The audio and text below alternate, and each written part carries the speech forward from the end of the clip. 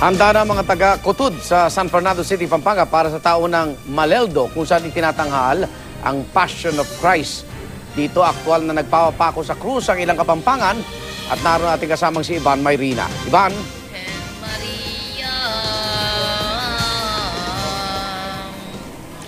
Igan, ang ating kinatatayuan ay ang tinatawag na burol kung saan isasagawa ang pagpapapako sa ilang mga nagpepenitensya sa araw ng Biyernes Santo. At nakikita nga po natin sa aking likuran, itong krus sa gitna na ito ay gagamitin sa ikapitong pagkakataon. Gawa po ito sa kahoy ng tangile.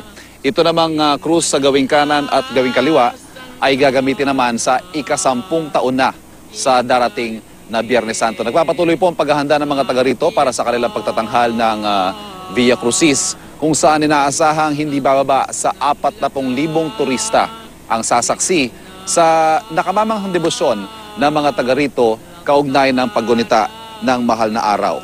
At isa pong masasabi nating institusyon na ng pagtatanghal ng Via Crucis ay ang gumaganap na Kristo sa ika-28 pagkakataon. 28 years na po siyang magpapapako.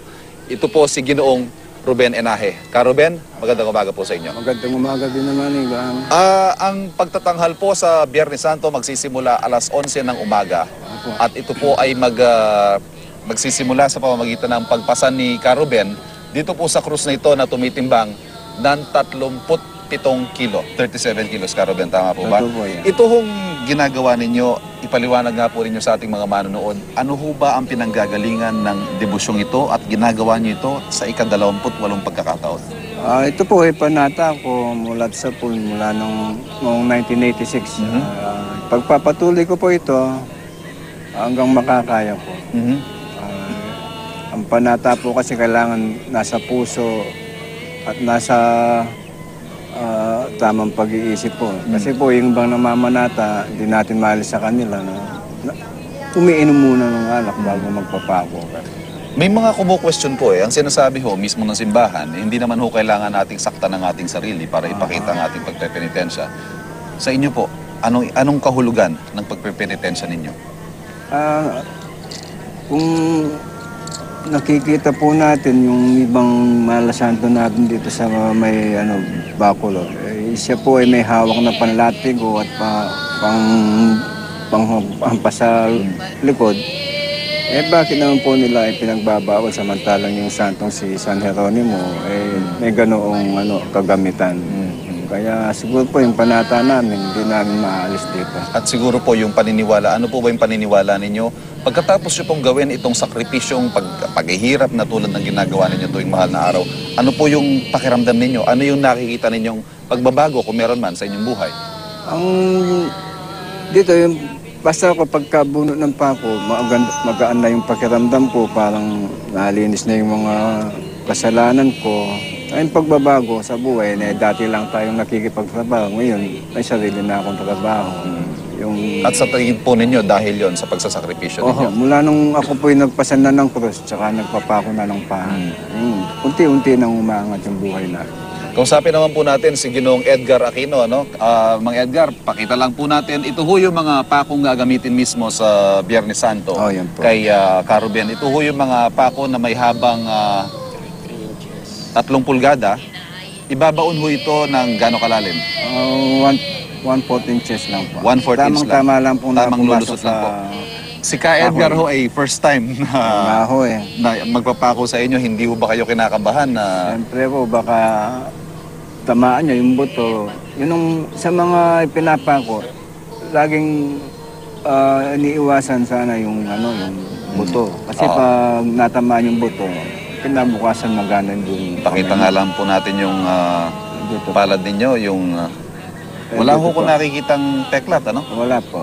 Gaano ho katagal bago maghilom yan pag nasugatan kayo? Maghilom po nito, 3 buwan. 3 buwan? Hilom na Nagagamit niyo ho yung kamay niyo habang... kinabukasan lang po, pwede kang magtrabaho, kaya lang, huwag lang yung mabigat.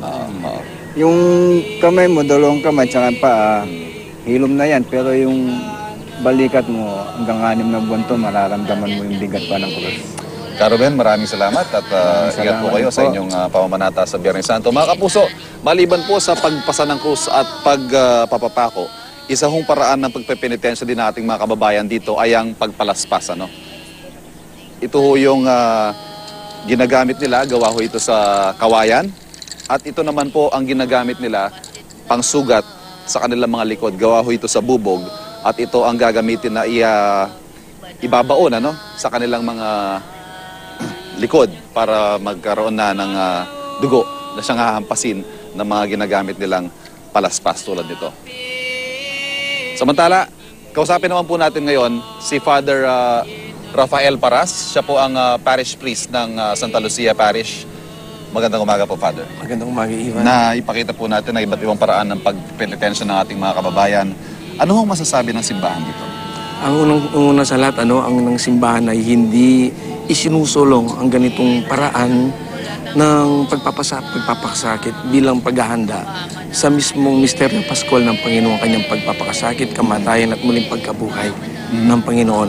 Hindi isinusulong, although hindi rin ito ikinokondem dahil nakikita naman ng ilang simbahan, para sa kanila, personally, ito siguro ang paraan ng kanilang pagbabalik loob sa Panginoon. Dito po ay malalim, ano? Malalim na tradisyon, malalim na panata sa bahagi ng ating mga kababayan dito.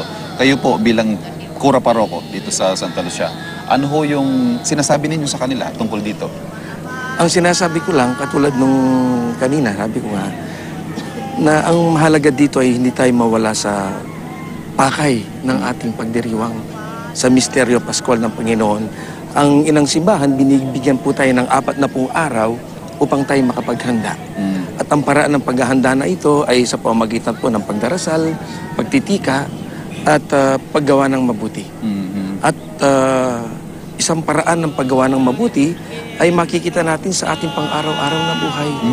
Bilang mga Kristiyano, bilang mga alagad ng Panginoon na naghahanda para sa mismong pinaka-sentro, pinakabuod ng ating pananampalataya. At walang iba kundi ang pista ng lahat ng mga pista, ang muling pagkabuhay ng Panginoon. At hindi lamang po isang linggo, sa isang buong taon tayo magsasakripisyo at Oo naman. magpapakahirap. Oo naman. Maraming salamat, Father. Maraming salamat. At yan po si Father Rafael Paras. At yan po ang ating pagtalakay sa ginagawang pagsasakripisyo, pagpepenitensya ng ating mga kababayan mula dito sa San Pedro Cotod, San Fernando, Pampanga. Balik muna tayo sa studio. Maraming salamat, Ivan Mayrina.